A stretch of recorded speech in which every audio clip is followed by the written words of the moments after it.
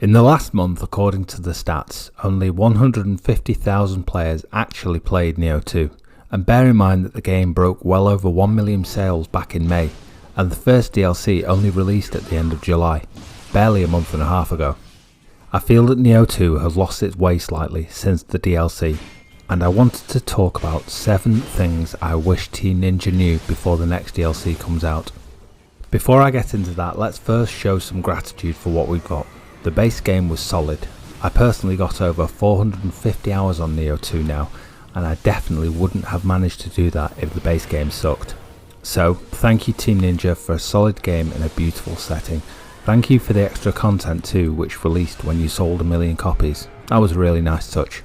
Now that's out of the way, listen up, this is important. I'm talking to you guys at Team Ninja and I pray that you're open to hear this. 1. The grind is good, but too much is bad. The addition of the star attribute into Dream of the Demon combined with the randomly rolled grey set bonuses is too much. Don't get me wrong, I love the concept, but the level of RNG has gone through the roof. The RNG demons laugh their asses off at us as we try to craft the perfect set piece over and over again. RNG can be a good thing when the drop rates are high enough, but they just aren't at the moment, and that goes for both loot drops and for the rolls we're getting on crafted items. A key component in a game like this is for players to feel like they are making solid progress in terms of their character development. We need a light at the end of the tunnel. The moment we feel like we're wasting our time or looking down the barrel of a 10-hour grind with no guarantee of successfully getting what we wanted, that is when players switch off. 2. Gamers need a goal and an incentive. Right now there is no reason to play. I'm talking about my own feelings of course, but the number of active players right now is backing me up. There is no goal, there is no incentive. Playing through Dream of the Demon feels like going to my day job. I don't want to do it, but I feel like I need to. Again, this gives me the feeling of not wanting to log in. Combine this with point 1 and you've got a recipe for disaster. What I'm talking about is the lack of an endgame. A version of Abyss has been briefly talked about, but it's never been mentioned since. Why would I want to go through the trauma of grinding my face against the RNG system right now to make a solid build, only to play through the same content I've finished twice already? The enemies are largely the same, apart from the fact they can now one-shot me if I'm not built like a tank. Now this might be okay for the hardcore players, but think about all the guys who have jobs and kids or work and school. Who's got time for that? We need an endgame option. We need Abyss or something to aim for which isn't the same content we've finished already. We need dungeons or labyrinths with a loot incentive to go for. We need a reason to spend hours theory crafting our build and then grinding out the things we need. We need a goal. Even PvP would help at this point, and before you start screaming at me in the comments, yes, I realise that PvP isn't for everyone, and it would be a nightmare to try balancing at this point, given all the other issues. But what PvP does give to a game, despite its flaws and risks, is a shelf life. For those people who love PvP, having an option to compete with other players would keep those people coming back. As long as it's not forced on everyone, and as long as the game doesn't have its balancing ruined with PvP in mind. The co-op system still isn't what it needs to be. Again, there is no good reason to group up if you're not actively playing with friends or helping other players out. We need an endgame. Don't wait for DLC 3. Get it out sooner rather than later before your beautiful game dies a terrible death. 3. Diversity is good, but too much is bad. We have over 50 armor set bonuses at this point, with an additional 10 grey set bonuses on top of that. I'd be willing to bet that the majority of these aren't getting used. I have no evidence for this, it's a gut feeling at this point. This level of diversity you would think is good, but if half of the set bonuses are wasted because nobody is using them, all it does is inflate the RNG system even more, making the gear grind unbearable. Guys, if you're watching at this point, do me a favour and leave me a comment with the armor set bonus you're using at the moment. I'd be interested to see what the balance looks like. If we get enough comments about this, then I'll release the figures in the community tab. If I'm wrong about my gut feeling, I'll publicly admit that I'm wrong on this point. 4. Balance is important, but it shouldn't come at the cost of fun. So the recent nerfs were pretty dramatic. I did a video recently on why game developers want their game to have balance. So I understand the reasons for nerfs in a game like this all too well, even if I don't personally like it when my build that I've spent hours and days perfecting gets stuffed in the process. The problem is that the nerfs seem to have come at the cost of the game being fun.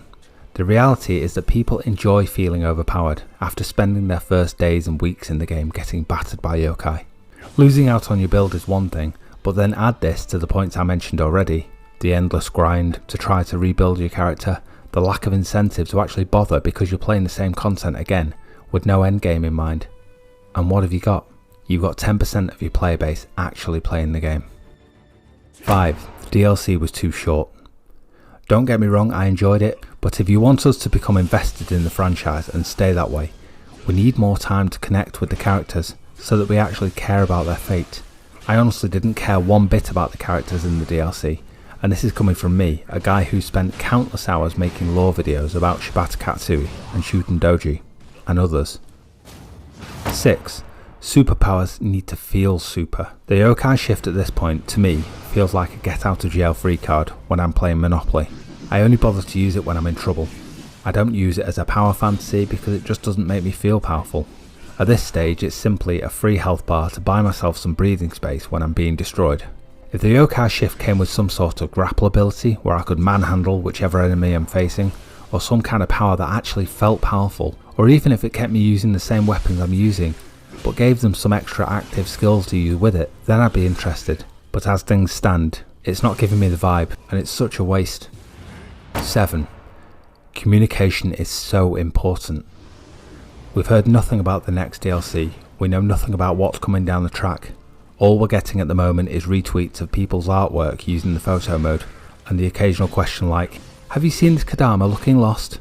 Yeah guys, we know what's in the game at this point, we've been playing it for hundreds of hours.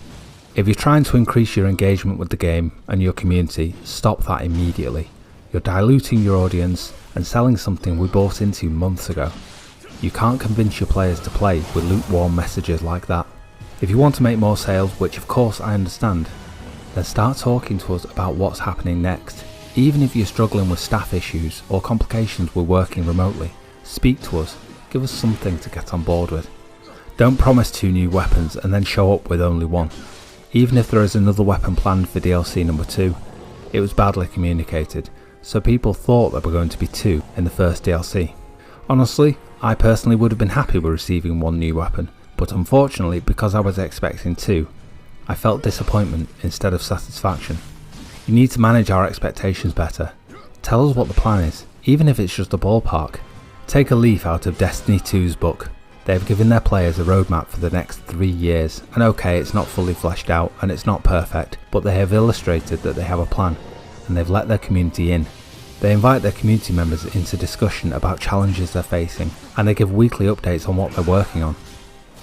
Stop the half-assed tweets because all you're doing is compounding the frustration people are feeling right now and building resentment in the place of what used to be excitement. Give us something to work with. I think I can speak for a lot of the community here and say, we love you Team Ninja, we want you to succeed, let us in. That's it guys, leave me a like and comment if you don't mind, sub if you're new, I'll wrap it up there. Sorry if this video sounded negative, believe it or not, I want to help. Take care, stay safe, bye bye now.